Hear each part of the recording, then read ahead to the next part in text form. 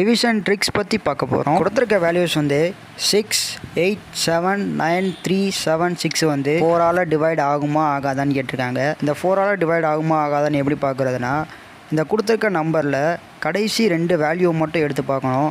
கடைசி 2 வேல்யூ என்னென்னா 76 வந்து 4ஆல் டிவைட் ஆகுமா ஆகாதான்னு பார்க்கணும். 76 வந்து 4ஆல் டிவைட் ஆகும். 19 4s are 76. ஸோ இந்த லாஸ்ட் 2 நம்பர் வந்து 4ஆல் டிவைட் ஆனால இந்த எல்லா நம்பரும் கொடுத்துருக்க எல்லா நம்பரும் 4ஆல் டிவைட் ஆகும்ட்டு நம்ம போட்டுடலாம். அதே மணிக்கே இன்னொரு சம் எடுத்துக்கலாம்.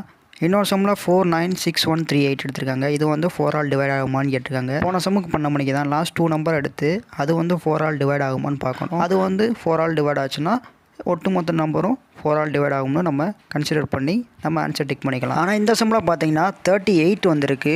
38 வந்து 4ஆல் டிவைட் ஆகாது. ஸோ இந்த கிவன் நம்பர் வந்து 4ஆல் டிவைட் ஆகாது. நெக்ஸ்ட் நான் ஒரு சம் உங்களுக்காக கொடுக்குறேன். இந்த நம்பர் வந்து 4ஆல் டிவைட் ஆகுமாண்டு